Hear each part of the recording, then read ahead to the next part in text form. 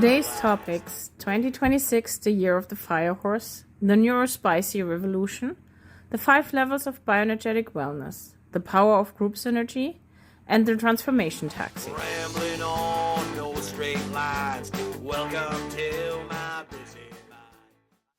Hello and welcome to episode 40 of Ramblings of a Busy Mind. And we're going to do a recap of last year because this is going to air on January 5th, I believe.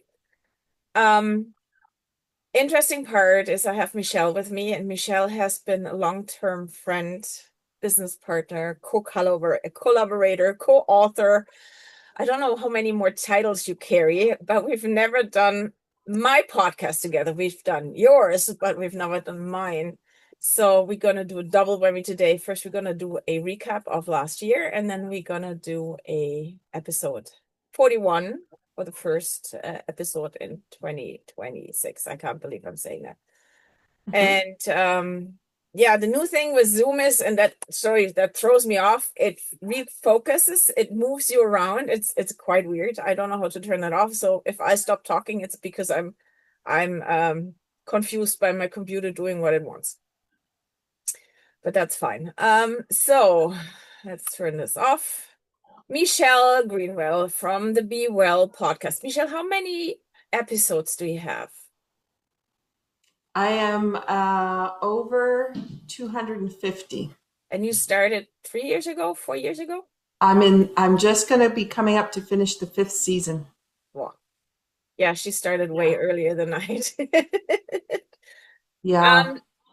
Last year, and I'm just gonna, before you introduce yourself, I'm just gonna get out there a little bit further. Michelle and I are both members of the board from CanBeWell, the Canadian Association of BioEnergetic Wellness, since I don't know, 2015. Both. Both on the board. Well, took substantial roles in 2020. Let's put it that way. We've been on there a long time, and we've been instigators for a lot of changes, not only in CanBeWell, but worldwide, I'd say. Some of them were, for me, are still like, I cannot believe that we accomplished that or that we were part of that.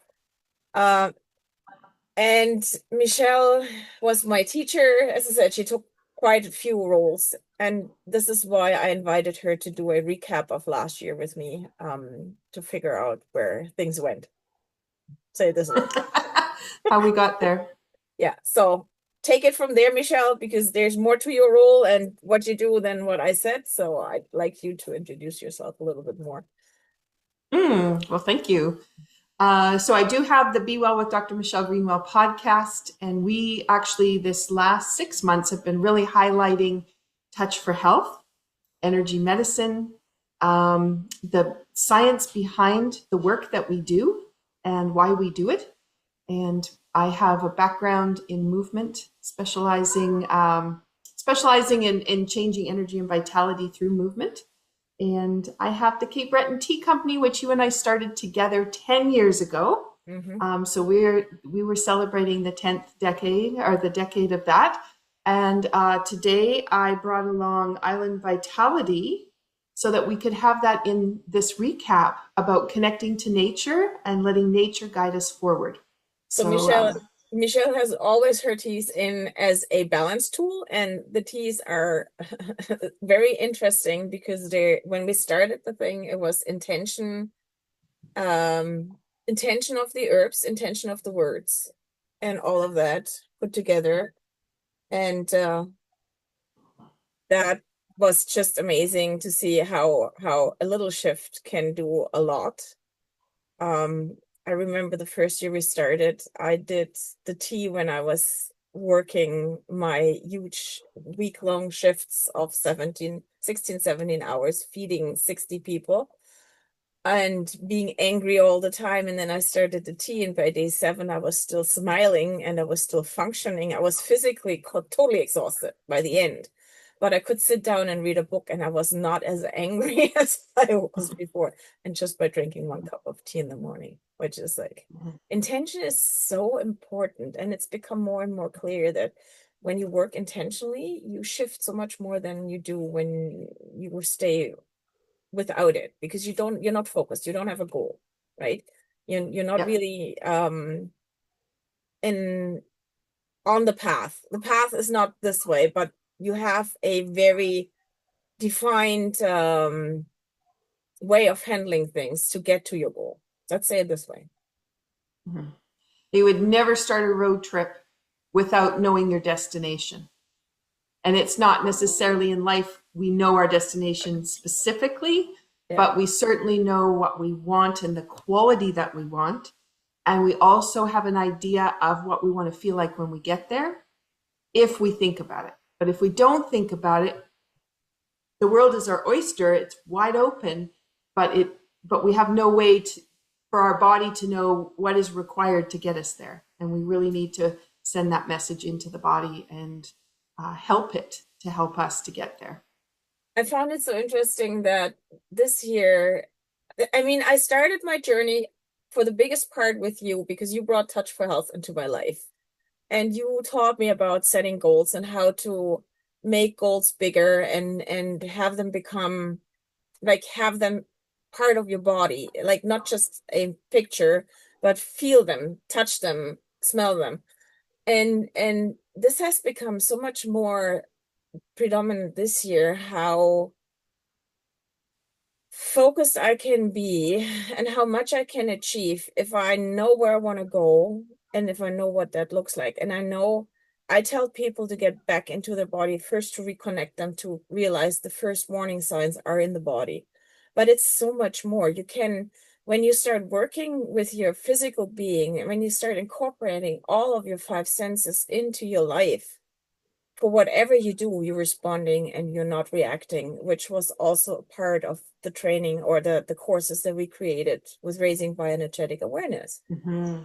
And all of that is foundation to what has come to fruition last year, or yeah, last year, because that's airing next year. It's kind of weird for me.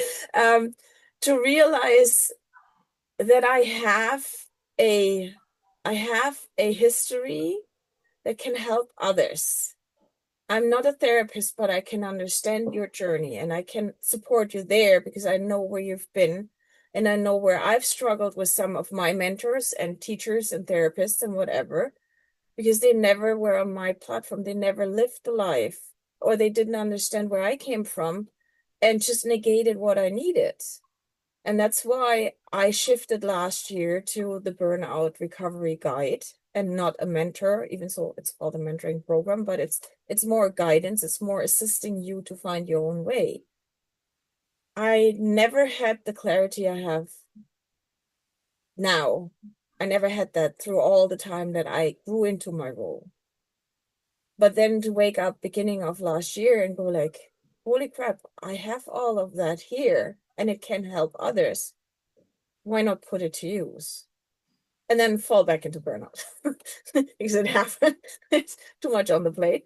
But the recovery is way faster. And whatever comes these days, whatever comes my way, it's like I bounce back within a day, right? It's not that I can change things, but I can truly change how I react and how I let them influence my life. And I think that was part of CanBeWell too. Like, CanBeWell has become so much stronger the last few years. And I remember how we were struggling in 2020 to get people to realize there is bioenergetic wellness and what it means, and that it means to work with your life energy. And if you balance your life energy, if you work with your body, if you work with your energy, then all of a sudden everything becomes to flow and becomes ease instead of being struggle and block and I cannot and I hate and whatever. And you're a big part of that because being the president, you had the vision of taking us there. Mm-hmm. And also, I think what's really important is what goes back to that very first Touch for Health lesson, which isn't, everybody thinks it's about learning about how to muscle monitor, but it's actually about learning about the protocol, which is set the goal or intention. And those are two different things. So could be set a goal, but it could be to set the intention and then to understand how you're feeling in relation to that, how it's out of balance. And that could be awareness in the body, awareness in action or thoughts.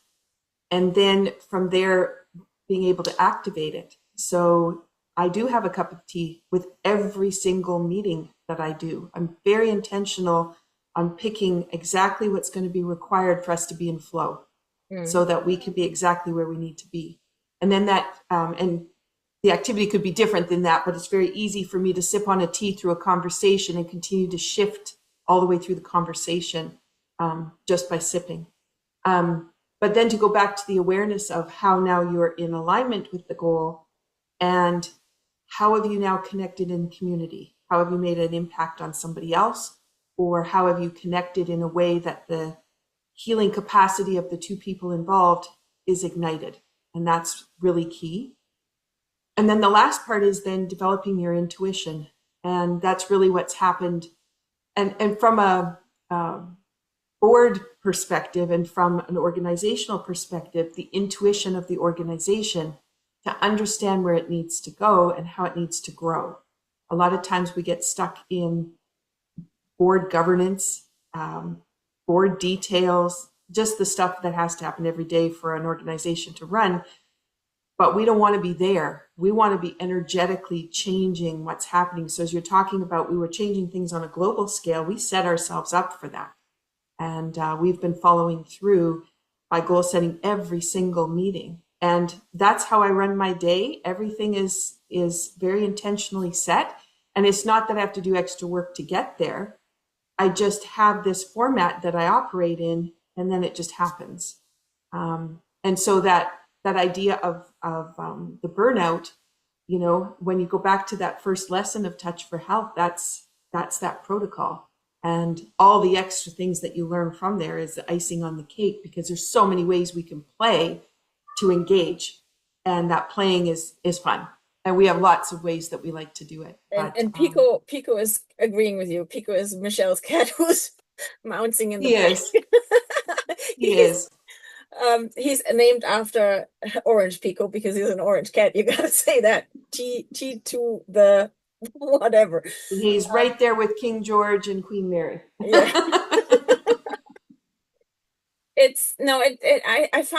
I find it really, really cool to see that we had a vision.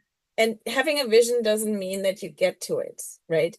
Having a vision of something happening, if you're not intentionally following up with the goal, and if you're not intentionally setting the path for that goal, you're not achieving it. But having the vision of the bioenergetic wellness professional, or even having that as classes, as a master's, like I was totally floored when I was handed down the bioenergetic wellness title with my master's. That was my dream in 2015 when I started with Touch for Health, or 2014 when I started with Touch for Health. But I would never have thought that it would come true, because if I think back to the early times when we started, the board had so many, how to say that, not in a bad way. There was so much ego. I had my idea, you had your idea, the others had their ideas, and we were not coherent as a group. We were all over the place. We had meetings that went for 8 hours, I think. That was the longest. And then over the time with our tools, we got to the point that our meetings are spot on to 1 hour, maybe 1.5 if it's a lot.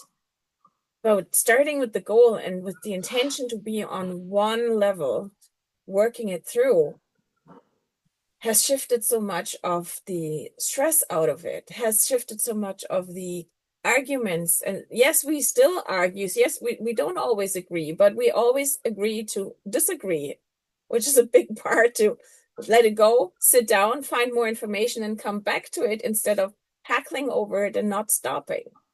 And all of those things, the last 15 years, no, 10 years, and 15 years because of the sound work and everything, all of that has come to a fruition that today I'm like, I'm not sad that I was where I was. because I would not be here without the experience, and I would not be able to be there for others without the experience today.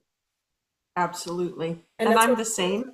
Mm-hmm. that's what a lot of people don't see is we live our, and I don't want to call it drama, we live our journey. We have our ups and downs in that journey, but it makes us what we are today.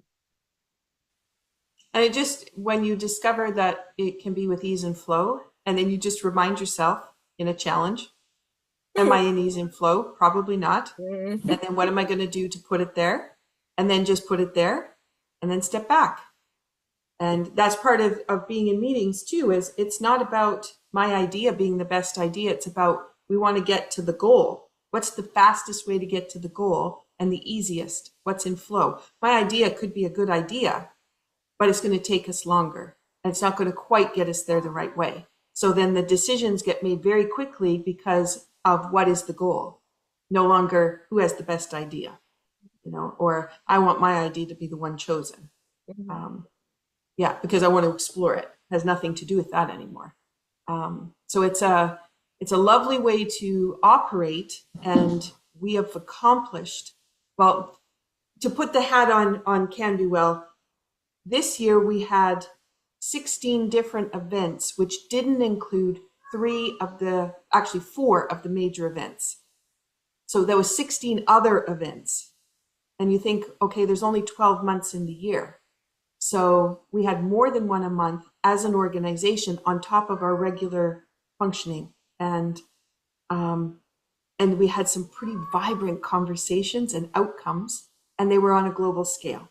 Mm-hmm. And our recognition was in awards that were within our organization, but also outside, and which included colleagues from around the world. So you look at that and you go, okay, we could be here doing board governance, or we can be here finding the richness of the work that we do and the outreach we can have and the conversations that are possible. I'm going to pause here and let my beautiful cat go. Okay, do that.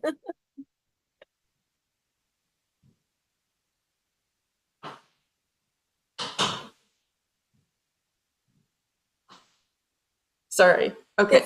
If you take in consideration that it all happened out of shifting a name, changing a name, right? Mm-hmm. We changed from the Canadian Association of Specialized Kinesiology because there were some challenges with that, mm-hmm. to Bioenergetic, Canadian Association of BioEnergetic Wellness, CanBeWell, which is like, looking back, it's so cool to see how much shift that brought, like how much change that brought in a positive way. And the same thing with the tea. We went from tea with intention to Cape Breton Tea Company, and all of a sudden it's becoming so much bigger. So again, if I'm stuck on a name, and I was going with the burnout survivor for a long time in the beginning of the year, and then I look back and I'm like, yeah, but I'm not that. I'm not the role of burn, because that would keep me stuck. So mm-hmm. I shift to the burnout guide. But being very cautious and intentional about, because for me, the word coach and the word mentor has both limitations for others. It gives me a role in my mind. I'm not saying that anybody else is like that, but for me, from what I understand the word, for me, the value is that I have power over others that I don't want to have. I want to have others have the power, and I just assist them in getting there. So language, the knowledge of language, the understanding of, if I have a word that I use, do I use it right? Reflecting on that. Reflection has been such a big time this year. Huge, huge factor. Be that through the ramblings, be that through having conversation with others. I catch myself every time after something happened or after I met somebody that I go back and I look at it. Did I behave the way that I wanted? Did I say the things that I wanted to say? Did I make it clear that the other person can understand what I mean? And then just let it go, instead of me forcing my opinion on somebody else and making myself somebody that I'm not, right? Mhm. So Mhm. it's quite interesting. And then the thing happened with Tigger, my cat. Tigger Comfort Cat passed on December 17th, 16th. 15. 50th on yeah Tuesday, whatever. Not whatever, but the interesting part was that I was pretty shut down for a day. And it was not so much that I'm sad that he passed. I am missing him, but he was 14 years old and he was failing. So for him, it was good to go. But I was sitting there and I was going through my emotions and I was going through my thoughts while I was sitting for a day in basically on the couch, wallowing, not more reflecting on why do I feel the way that I feel? What do I feel? Is it guilt? Is it grief? Is it something else? And did I do the things that I wanted to be done or not? So I, again, instead of shutting down and just crying my eyes out, yeah, I did that too, which you can see today, but I just took the time to reflect on his life, my actions, and could I have done things differently, or were there things that I would like me to do differently? Or am I completely okay with what I did and how I handled things? And again, that has not been the part before last year. I've been reflecting, but I've never been going so deep into reflection. And then the evening after, I got up and I started cleaning the house and everything I touch. And it's not that I cleaned away his things, but everything I touch is related to this cat. And I'm sitting there and I'm like, yeah, I'm okay with it, right? I would not have been able to do that before this year. I remember the other cats dying. I was done for 3 days, and you couldn't talk to me about my cats because I would have teared up and I would be all over the place. I have no kids. I have cats and a dog. And Tigger has been with me for over 14 years. So there is attachment, there is emotional attachment. But seeing that I can bounce back and that I'm resilient enough to sit and be functional and not shut down, that's a huge part of growing up last year. Well, and that's also, thinking forward, because the relationship you have with your pet is supporting you on so many levels. And that support doesn't stop just because they're not physically with us. It continues to be there. So then it's looking at how energetically that connection was established and how that energetic connection is moving forward.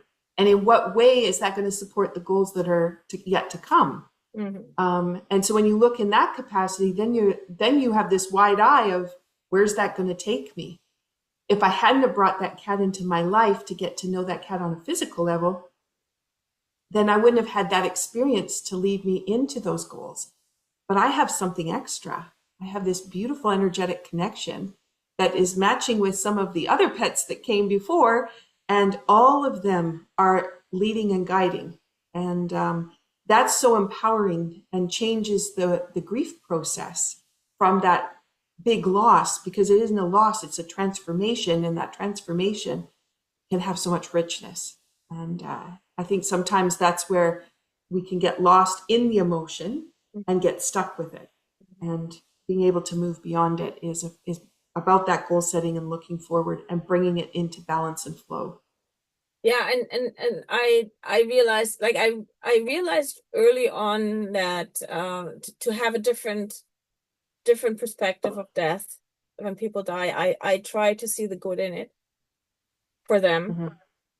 Mm-hmm. And I realized that it's the positive for them, that we are grieving, that's for sure is always happening, and I don't want to be stuck in that ego place that it's for me, I lost that person. It's I'm grateful for that person having had their life. Whatever minute thing you can find about the positive in there can shift your whole grievance process, right? Or not grievance, grieving process, the Germans. My German comes in. The interesting part too is that working energetically, I know energy doesn't dissipate. Energy just transforms into something else, right? Mhm. Am I able to tie into that? I'm pretty sure, because I get the slap from my father on my back head once in a while, and I get the pat on the shoulder from my grandmother. It's interesting when you learn to see the world from a different perspective.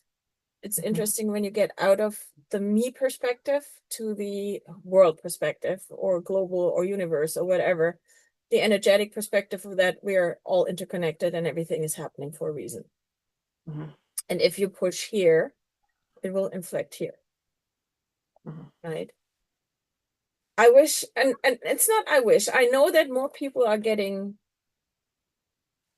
realizing that fact. They're getting more sensitive for the energetic shifts that are happening. And I believe that a lot of that is because there's not much you can do against it anymore. You cannot close your eyes from having the aurora way down in the States, having the poles shifting, the earthquakes and all of that. That's all energetic shifts. Solar energy, what's happening, solar storms that come down. Mhm. But people are finally paying attention because they're more into their body. They get pushed into their body reactions. I know when there's any solar activity, like a solar storm, I'm down for a day. I usually get headaches and um way more sensitive to what happens energetically in the world. And it's interesting when you don't learn how to deal with that. And that's where I see our role as CanBeWell, and that's where we have done quite a bit of work to help people assist in getting into their bodies, getting to know their bodies, getting to know grounding and how to cope.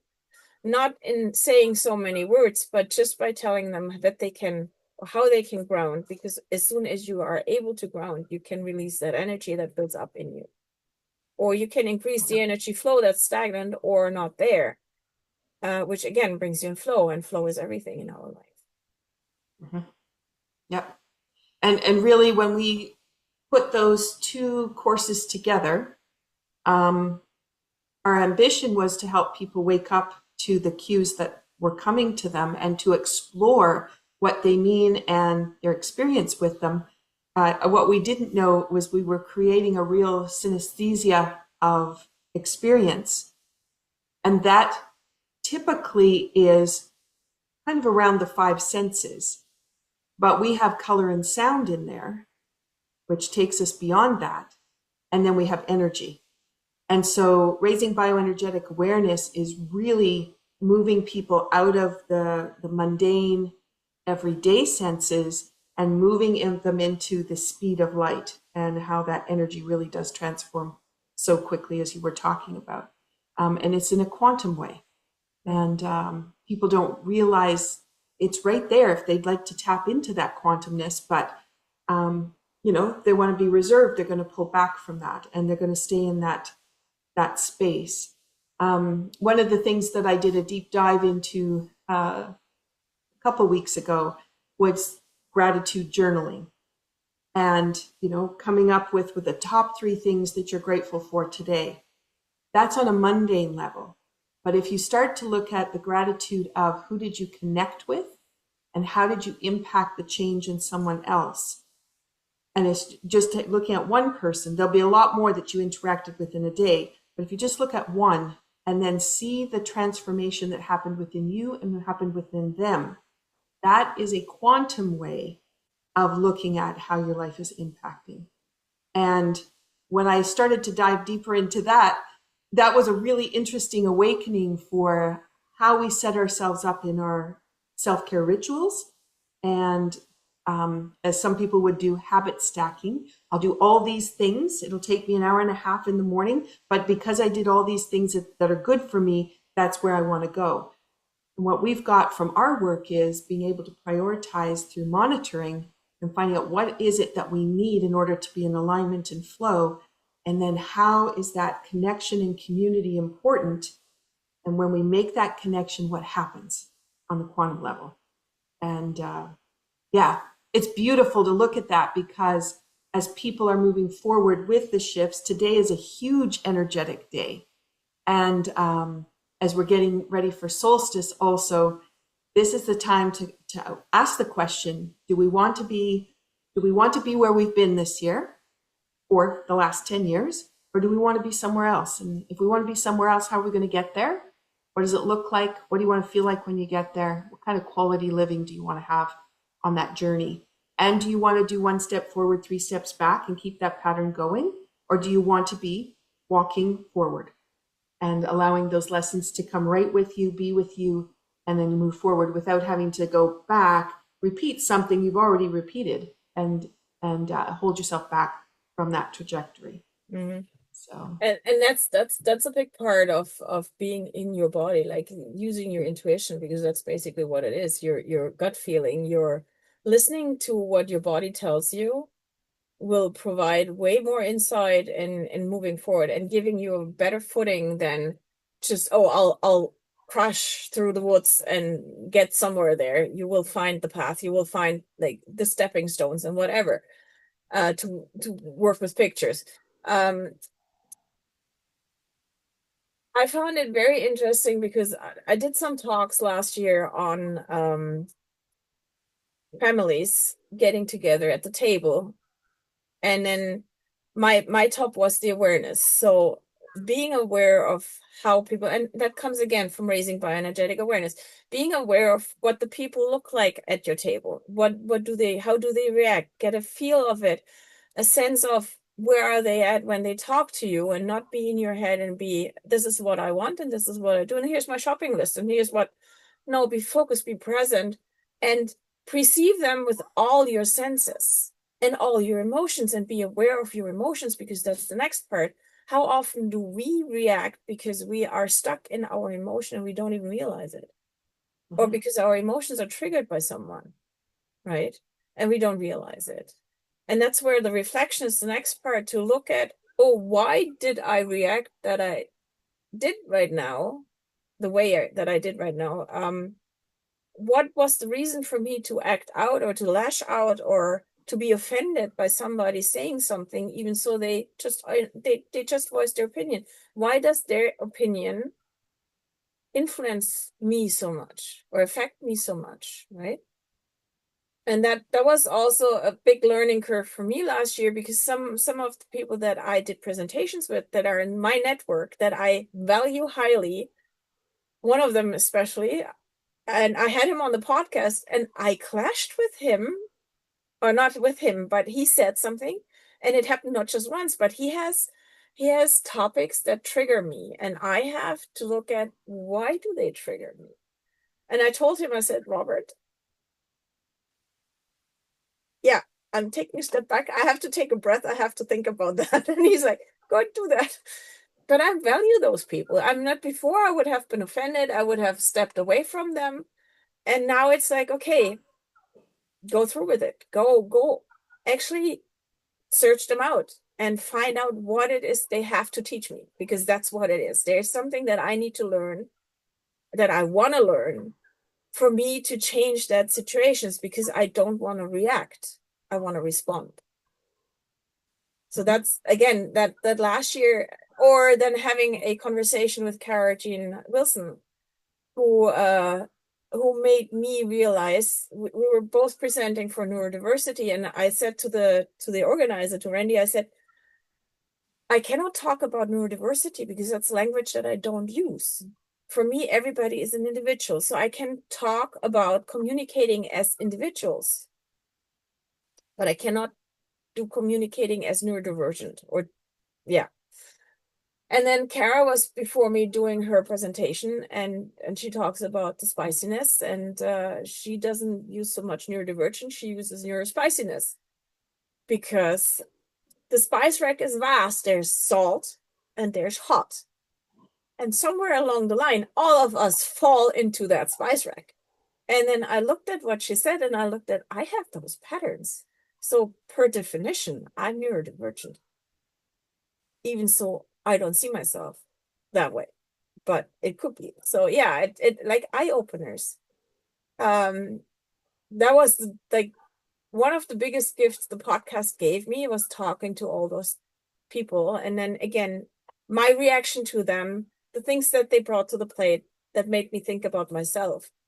And just getting to learn from that is such a gift. And I'm so grateful for starting the podcast because I would never have connected with those people before. Mhm. Right. And Yeah, I they're both love there. my conversations, and this year my podcast turned into some trilogies because there was more to converse about than just that one idea. And I didn't really necessarily need to have lots of people with lots of ideas so that I had different people coming on the podcast. It was being able to deep dive into the conversation and go beyond just that blanket openness of that first topic. That has led to deeper diving into conversations, but now also the connection of the people who've been a part of those trilogies now coming together. And that's a weaving of information. That is so much different than here's one tool on your wellness path, and here's another tool on your wellness path, but really diving in and getting to the crux of it, and what's the richness in life? What's the substance you want to add to how your day goes and what you're thinking about? And are you thinking about scrolling down your phone, or are you thinking about the emotions that somebody has drummed up? Or are you going, what would life be like if? And then you brought in some of these new ideas. And the deep dive, this last little bit, is when we're looking at something through a lens in bioenergetic wellness, we're asking, is there a structural challenge? Maybe it's a chemical challenge. It could be nutritional, mental, emotional. And then we say spiritual. And spiritual is kind of like this elusive thing off on the side. And it's like, I don't know what that means. And that's been my latest dive, is to find, what does spirituality mean? Because if that's the piece that keeps coming up because you've solved all the other things, and spirituality comes up, if you don't know what it is, how are you going to know how to play with it? And how are you going to know how to move past it or to move within it? And that's been a really interesting richness, because spirituality touches into all the other aspects. But if we only focus on correcting nutrition, which is where most people will go on their own, then they're looking at, I just need to eat better. And there's just so much more in life than I need to eat better. Yeah, I'm excited for next year, actually. I'm excited for 2026, what it brings, because there have been so many shifts this year. And yes, they were exhausting, but on the other hand, look where we are today. Well, and if you look at 2025 was the white snake, metal element, structure, sturdiness. Within the metals, what is the structure that you can hold with? And then the snake, shedding skin. So we've had all year to shed that skin, but now we're moving into the fire horse. And the fire horse, where is your fire, your passion? What is it you want to be doing? This new you has just evolved. Where are you going in 2026? So I said, I'm the kid in the candy store. I'm like, I have all these incredible options and I don't know where I'm going to go, but I know that the journey that I'm on is in this quantum field, and the quantum field is so exciting to play with and learn more about. Isn't it interesting when you start looking forward to the journey and not so much for the destination? Mm-hmm. Yeah, absolutely. I mean, we have goals. That's not that we don't have a kind of destination in mind, but a destination doesn't have to be a fixed place. A destination can be, I want to evolve, I want to experience, I want to whatever, right? And if you do that again intentionally, you search out the experiences, you find the people that will bring you to a different level, and you're not stuck in where you're at. You can move forward. And I say I love the journey. Looking back at the journey, it was not always easy. It was not always honey and bread and whatever. It was sometimes very scarce and desolate and desperate and whatever. But I'm looking forward to the journey. Like, I would never have signed up for my PhD this year or 2025. thinking back that it took me 10 years to finish my master's. But I'm really excited, and my topic, I cannot say it's fixed because I can be very fluent in what I do, but I know I want to do something with energy and community, because I think that's our biggest part, is first of all learning about energetic influences in our life, and be that business or whatever. And we have some wonderful colleagues who took it, the energy work in business, to a point where I'm like totally floored what they've put out there and how they can shift. Business Code Breakers is one amazing program. Yes, It's Denise like and Evelyn have done such an so incredible cool. job Yeah, and I can quantifying. only Mhm. recommend that if you're struggling with your business, go see them, have an energetic balance done for your business, because that's one of the best programs that I know. But then on the other Business hand, Code Breakers. yes, and then on the other hand, having all these people come into my life, the networks that I found this year, that are working with a heart and not like selling. In business, when you find networks, usually it's about sales. But the ones I found were all about compassion and heart, to people that you said something that was not even a big announcement that you're struggling, but they reached out and they said, come on, talk to me. What's going on? To be that connected in a business network. I know that from the healing community, and even there it can be rare that you are seen or heard in the way that you need it. But finding that in a business network floored me, because yeah, I'm blessed to have those. I'm grateful, and I'm looking forward to what happened next year. And I'm part of my presentations will definitely, and workshops will definitely be to bring more awareness of the energetic influences into your business thoughts. Be that the colorful office that you have, like mine, which is banana yellow, which you don't see. And how color and sound can influence your every day-to-day life, right? But we never put that in a business content. We always put it in a health content. But health is everything. It's not just you. It's not just you and your family or you and your friends. It's everything. And we don't put that in correlation. Exactly. So that's what I'm looking for in 2026, to dive deeper into that and to bring more awareness to people that there's more out there than you think. And this, I think, concludes our get together for losing my words for recollecting what happened in 2025 and what's going on in 2026 to start the year off. And then I'll see you soon, like in 15 minutes, to dive deep into episode 41. Thank you. And just the coaster that I have. So this last year was our 10th anniversary. So let's spill the tea in celebrating 10 years. And that's been lovely to do. But moving forward, it is brew peace, sip calm.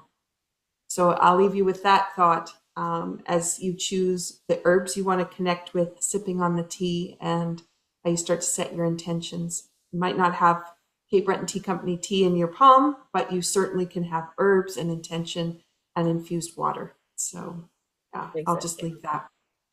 Awesome. Thank you, Michelle, and I'll see you soon.